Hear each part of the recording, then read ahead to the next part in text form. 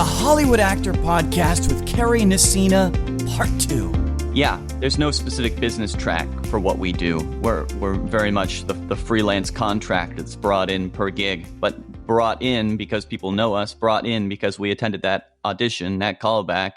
Yeah. You know, went to those, had the connections, the representation that vouched for us.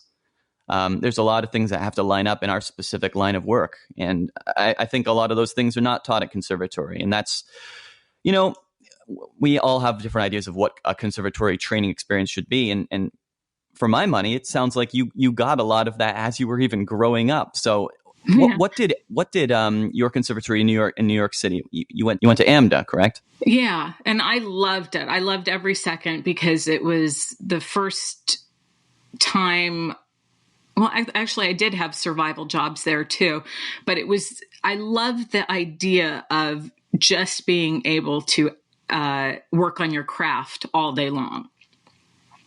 You know, to me, that was very exciting and nurturing and artistically and mentally compelling, you know, and because I was serious about it too, I think that it was really the right match. And I love New York too. You know, I lived there a couple of years. I love that city. So just by being in the city, you're around pretty much like some of the most artistic minds and talented people on the planet. You know, you can't help but be in awe of when you're walking to class and you go past Lincoln Center. Or you're like, oh my gosh, that thing I'm looking at is in every movie ever about New York. You know, it's like that kind of stuff is pretty cool. You know, there's something about the energy of the city that's just phenomenal. It's got such a vitality. I mean, it's one of the capitals of fashion, music. That's birth of hip hop, musical theater pinnacle. I mean, it's got a lot going on.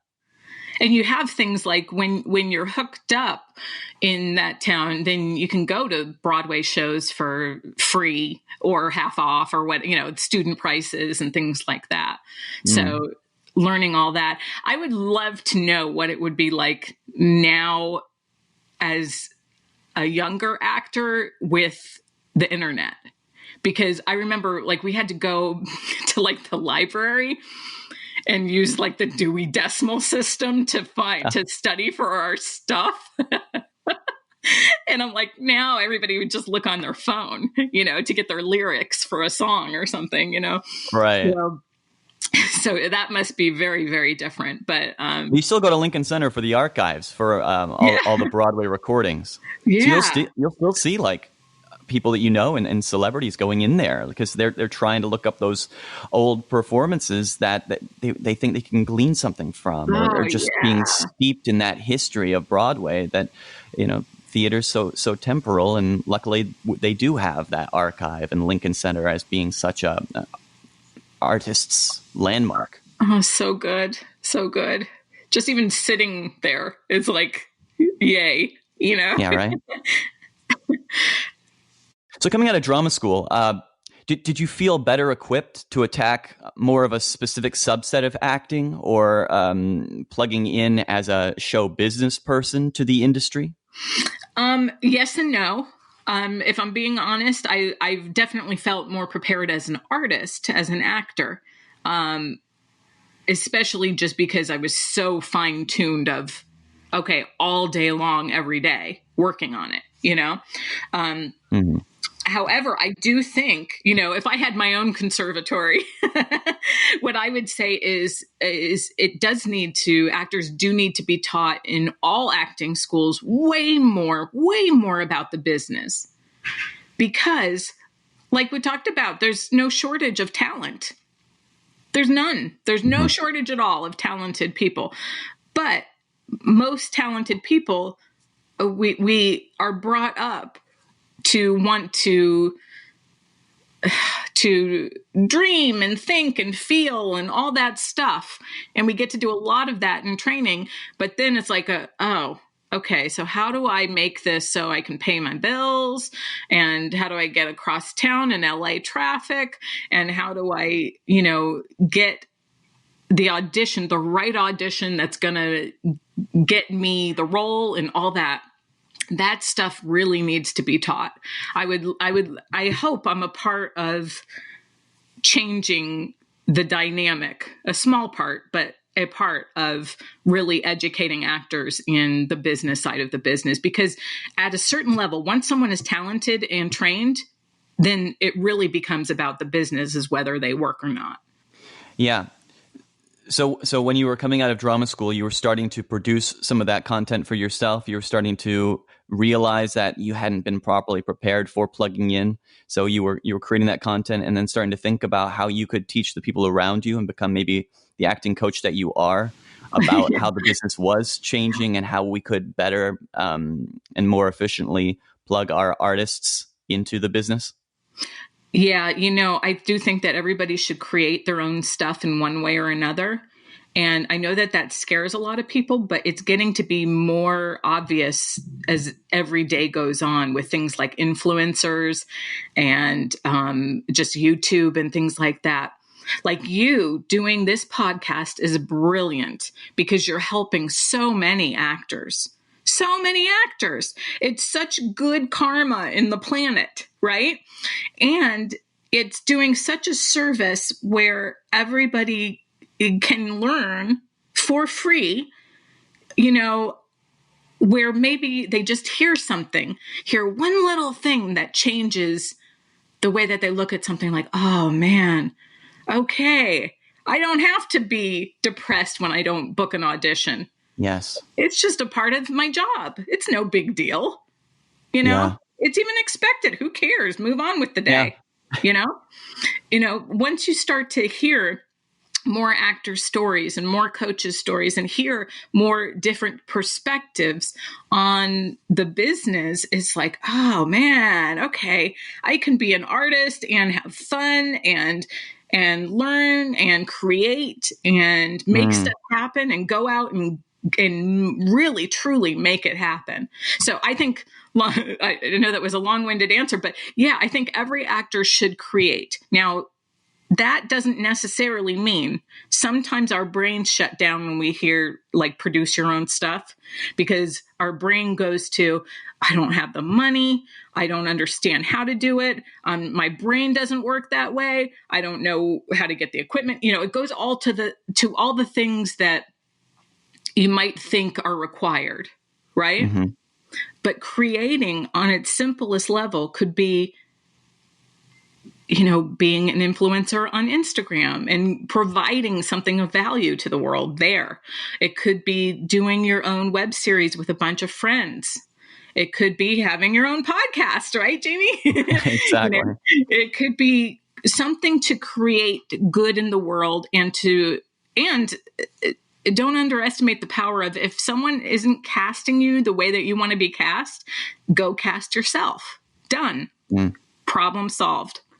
And it doesn't need to be a Hollywood film that you're making. It doesn't need to be that polished, that expensive. Right. I think people worry that they want their ideas to manifest themselves so completely that they say, well, there's an obstacle here, so I just can't make that idea happen. And it's like, no, you can't make that idea happen the way that you envision it right now. You have to take the obstacles, take the circumstances that you're under right now, and still make something. You got to just make something. And then the next time you make it better. And the next time you make it better. And it's no secret that on this podcast, I did just want to start. I wanted to, I hadn't done a podcast before. And it's every time I release a new episode, I'm trying to work on the different post-production aspects to it. I'm trying to make it sound better. I'm trying to make it flow better. But you're always thinking about it. You're always trying to refine it and up the quality. You're trying to compete with yourself and with the people around you. but mostly yourself, honestly. You're trying to look at the obstacles that you have and It say, really well, is I mostly still got to keep yourself. pushing forward. Yeah. How do I do that? How do I become a better person today than I was yesterday? Because you can't really compare yourself to everybody else. That's going down the rabbit hole, as we say in Hollywood. You know, you're Yeah. just going to go nuts because you can't be the most beautiful person. You can't be the most talented person. You can't be the person with the most connections. It just doesn't happen. They call it But things have to line up for you. right? Compare despair. There's no good that comes from that. But something that's so important that you said is like you had to at some point just put it on the calendar. You had to say yes to yourself. You had to, even though you didn't know how to do it, you did it anyway in the beginning, right? Yeah. Mm-hmm. And because of that, other people are benefiting from you saying yes to yourself. And that's the key to everything. When you are an actor, and let's say you make your one person show because you know that you want to do 10 characters in one night or whatever, then you are serving everybody that sees that show. If you're doing a short film, you're serving every audience member and every cast and crew member plus yourself. It's truly adding value in multiple ways. Yes. You're stimulating that community for yourself. I always like thinking of things in terms of the community. And that was a big jumping off point for the Hollywood Actor Podcast again, where I would run into very talented, hardworking, funny, driven actors, and they'd say something, and then I'd talk to somebody else and they'd say something, and I'd be like, maybe there is something to that experience, those individual experiences. That's a larger truth they're speaking to. It's like we're kind of triangulating the truth is another way I think about it, because these little details we can kind of get hung up on. But then the way everybody is kind of talking and moving forward in this landscape in 2019, that's increasingly fragmented, but in a weird way, we're kind of interconnected at the same time. Yeah. We're finding that zeitgeist, that flow to it. And if we understand that flow and understand where we are within that, we can push our artistry forward and be those healthy, successful actors that we truly are. Yes. Love it. So true. And when you came out of drama school and you were finding a couple TV projects, and I did want to talk about Callus, that project you worked on, and Hollywood Inc., those earlier projects. What were your experiences on those? Both of those were great. They were very, very different. Both of those were in when I had moved out to LA. But what I think is really cool is that both of those came from saying yes to something else. Meaning, Callus, I got cast in because someone I knew came, now he's one of my best friends, but he came to a screening of a short film I produced and starred in. He was in his car. This is our story. He was in his car. He had to drive like 2.5 hours to get to the screening. Okay. And he almost didn't go. And he's like, oh, do I want to go to another screen? Whatever. And he's like, okay, just go. So he said yes, right? So he drove. He loved the movie.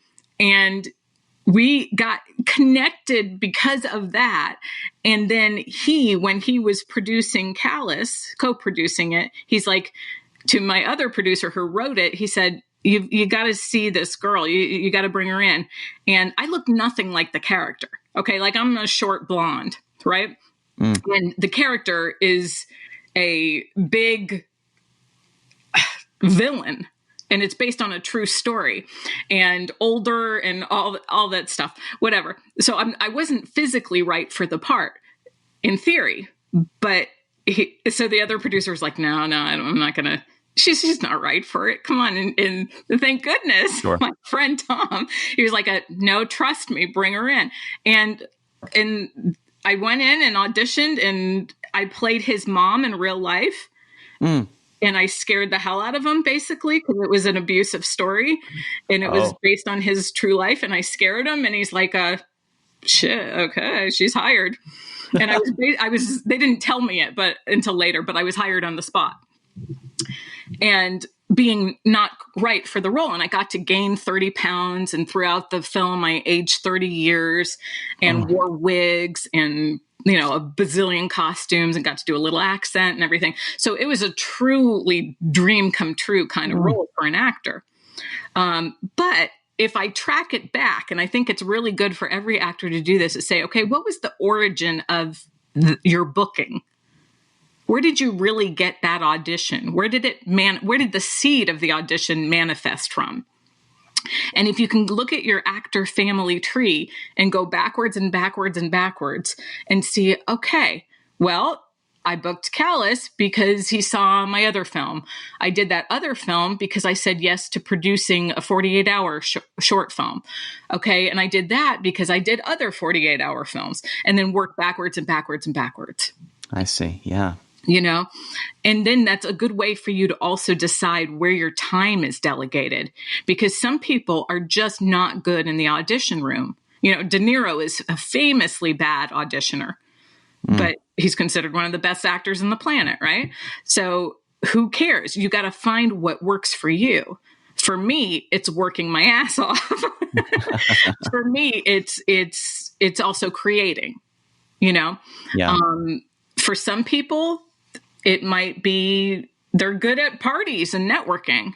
For some people, they go to a showcase or something and they stand out among the other 20 to 40 actors or whatever. For some reason, their look and their vibe stands out.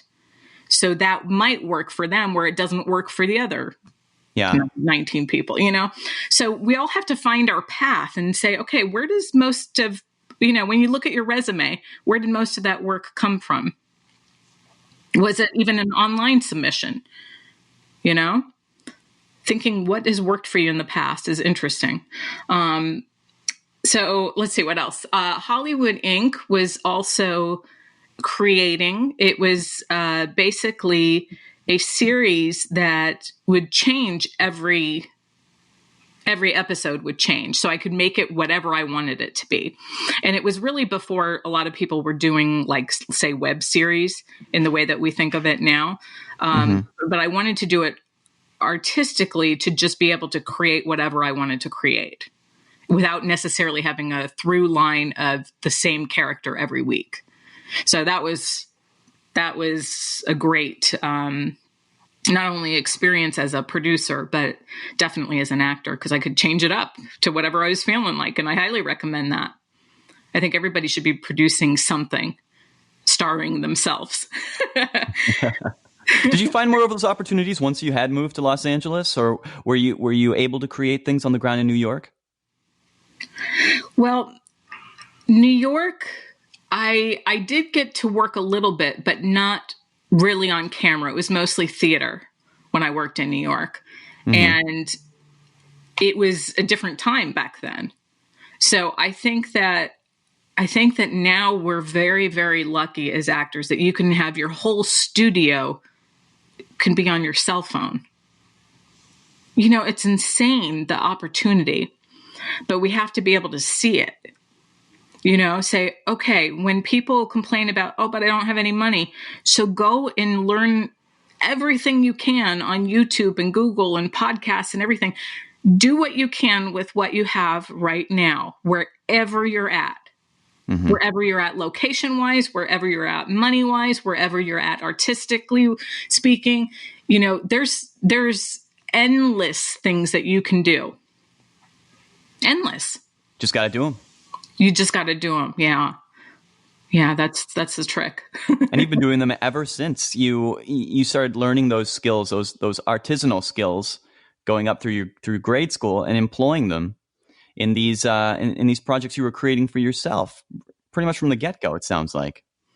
Yeah, and if you look at anybody's, like any really great career, we don't think of them as producers, but if you look at like the Brad Pitts or the Reese Witherspoons or anybody that has a really fine career, they're also producing.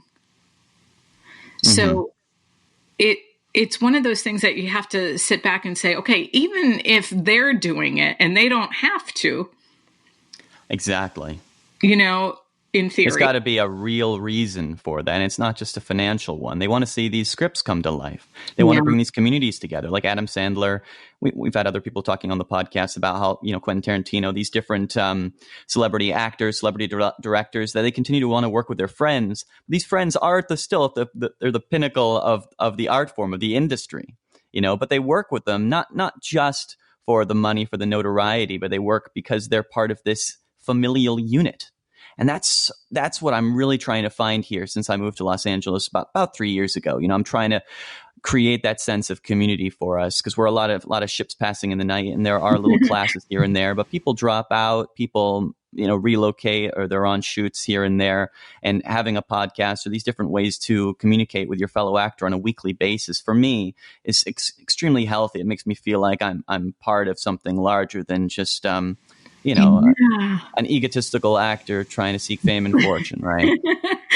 No, it's so much bigger, and it's international. Anybody can listen to your podcast. It's so cool, It's absolutely. Hopefully it gives power to people that are, getting into the performing arts anywhere in the world, and whether they do relocate to Hollywood or not. A lot of these skills, a lot of these truths in 2019 America are things that do cross over, are things that people can take and explore. And, if not, at least they know that there are people on the other side of the planet that are working to achieve their dreams.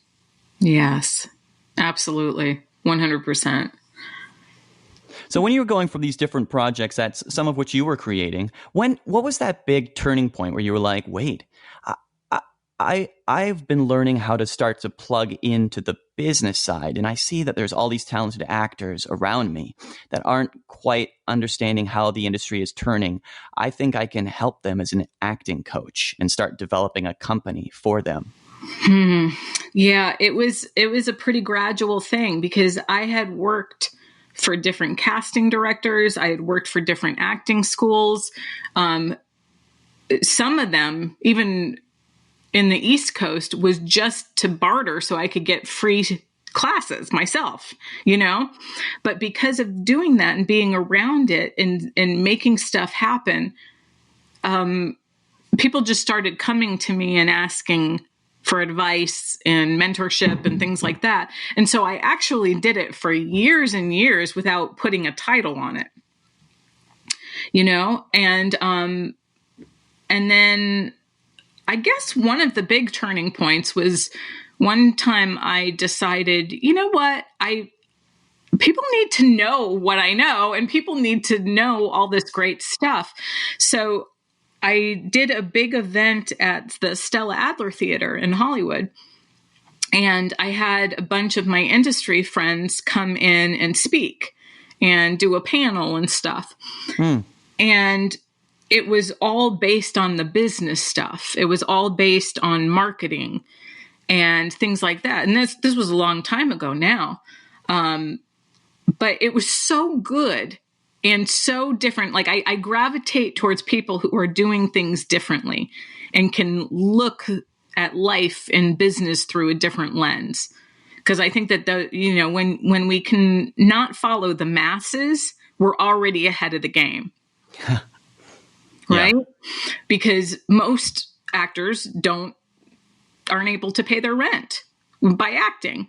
So if most actors are coming to LA or wherever, and thinking that a career just means getting a headshot, getting an acting class, and getting an agent, well, that ain't going to cut it. That's like if Meryl Streep is a triple PhD, getting a headshot, getting an acting class, and getting an agent is like kindergarten. It's just some tiny pieces of the puzzle. There's so much more. Thanks for listening to the Hollywood Actor Podcast. If you enjoy this content, don't forget to rate and review on Apple Podcasts or wherever you're listening.